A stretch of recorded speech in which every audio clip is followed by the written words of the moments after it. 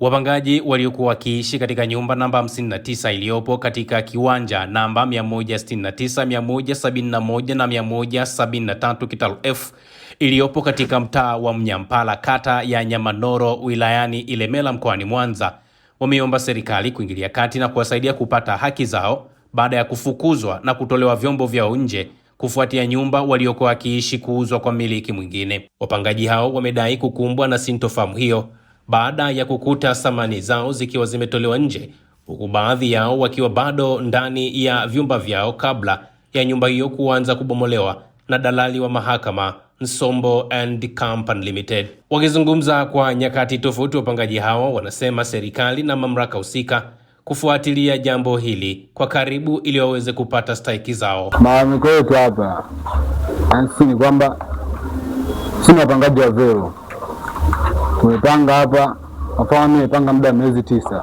Nimeshalipa kodi, nimevunjiwa PS, TV yangu nimevunja, dondokewa tofali, kuja bomoa bila kutata muda wa kusema mpangaji hapa upate muda wa kutafuta chumba kingine. Tumeshindwa. Watu wengine wa familia hapa hana pa kuelekea, wanaisha shughuli zao bila kisa issue.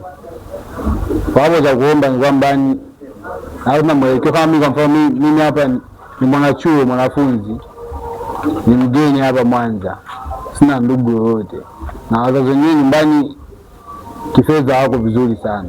Sababu mimi ndio sasa nenda wapi? Sielewi kabisa. Na hapa sina pa kulala, nina nyumba ndio naipa shahari bila kama hiyo. Kwa sababu kama mwekezaji mwingine ashapatikana, wafanye kumlipa tu huyo mwenye nyumba yetu velo, na yeye tuipe sisi na sisi tupate amani, tupate mwanga, tujue naenda wapi. Mimi pia ni mwanafunzi wa chuo cha IFM na nachukua Bachelor of Economics and Finance. Kwa sometimes mimi inani affect, naona. Kwa hiyo ukichukulia jana na leo sijahudhuria masomo yangu, si ndio? Na ni athari pia hiyo.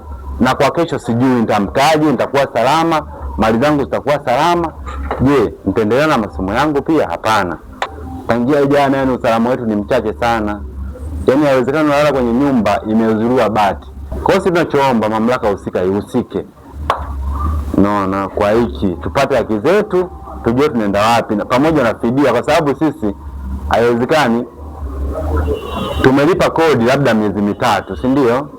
Kwenye miezi 3 hiyo tumegaramika kukipata hiki chumba ambacho kiko hapa. Tumelipa dalali, tumelipa nini, tumelipa hela mguu, unaona? Tunatoka hapa tunaenda wapi? Tunapataje chumba? Tunalipaje hao wanaotafutia chumba? Unaona? Kwa hiyo sometimes na fidia zihusike. Mkuu wa mkoa wa Mwanza nachomuomba pia ni ahusike kwenye swala letu zima la usalama, kwa sababu usalama ndio kitu cha muhimu. Walipoanza kubomoa kulikuwa kuna wapangaji ndani, na zuio la mahakama lilitoka kwa wanabomoa. Wapangaji wa humo hawawajui, na watu kuna wapangaji walikuwa wanaishi humo.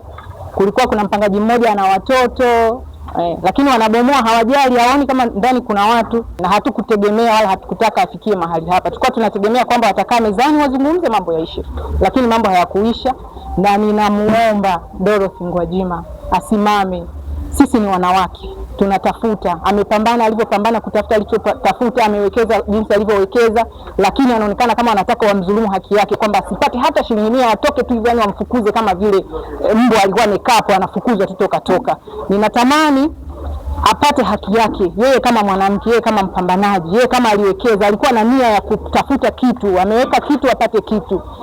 Alikuwa ameweka uwekezaji ili apate faida, lakini kabla ya faida kutokeza ndo mambo haya yote yametokea. Unakuja unabomoa na kuna watu ndani wamelala. Hiyo sio utendaji haki kwa kweli. Tunatamani tu sheria ifuate mkondo wake. Kwa sababu ya hichi kitu ambacho amekifanya rapsha haraka hivi, kubomoa na watu wako ndani na vitu kama hivyo. Sisi tunaona kibinadamu tu sio vizuri. Wangetumia hata ile kautu kwanza, mkae mzungumze, muone kama wapangaji basi watoke mmoja kuliko kuvunja ama vitu na watu wako ndani. Veronica Ngaya ni mpangaji aliyepangishwa nyumba hiyo yenye vyumba 16 na Bwana Dawson Salewa, na kisha yeye kuwapangisha wapangaji wengine. Anasema Salewa alipata tamaa baada ya Veronica Ngaya kulipandisha hadhi eneo hilo, akaamua kumtuma mwakilishi wake ambaye pia ni dalali anayefahamika kwa majina ya Abubakar Kapela kubadili mkataba wa wapangaji waliokuwa wameingia na mpangishaji wa awali ambaye ni Veronica Ngaya. Veronica Ngaya amesema zoezi hilo wakati linafanyika, mwakilishi wa mmiliki wa nyumba Bwana Abubakar Kapela hakuwa na mamlaka yoyote kisheria kwenye baadhi ya maeneo, kwani eneo pekee alilokuwa na mamlaka nalo ni kiwanja namba 171, lakini wakavunja na kiwanja namba 169 na 173 Kitalu F, jambo ambalo ni kinyume cha sheria. Tuliingia makubaliano na mwenye nyumba ambaye ni Dawson Jeremia Salewa, akanikabidhi maeneo yote haya matatu kwa ajili ya kufanya biashara tangu 2021, kwamba nikae kwa muda wa miaka 15, kwa maana ya kwamba yani matengenezo niliyotengeneza tusiyaweke kwenye mkataba, kwamba mimi niendelee kulipa kodi hiyo milioni 19,800,000 ambapo nitakaa huo muda mrefu wa miaka 15 ili niweze kurudisha gharama nilizotumia kwenye matengenezo.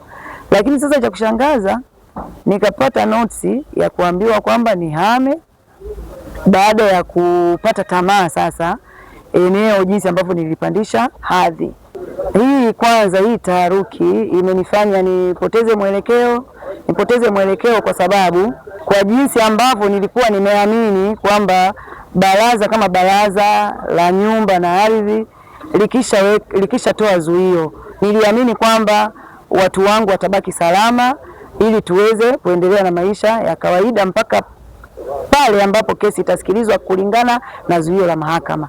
Lakini sasa mwisho wa siku wamenifanya mimi nikose mwelekeo, kwa sababu kwa sasa hivi hapa sina kitu cha kuweza kuwarudishia au wateja wangu. Uwekezaji niliofanya ni karibu milioni 127 na senti.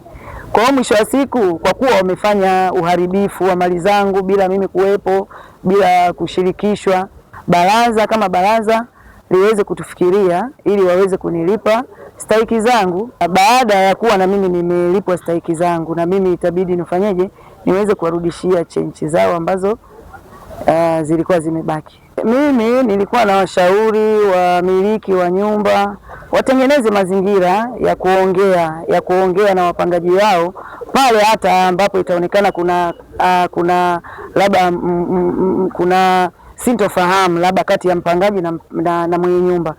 Watengeneze mazingira ya kuwa wanaongea na wapangaji, kwa sababu mimi mwisho wa siku hapa mimi naona kwamba nimeonewa wazi, na mimi ni mwanamke ambaye napambana na familia na wagonjwa ambao wananitegemea, wanahitaji matibabu makubwa ambayo yanahitaji pesa.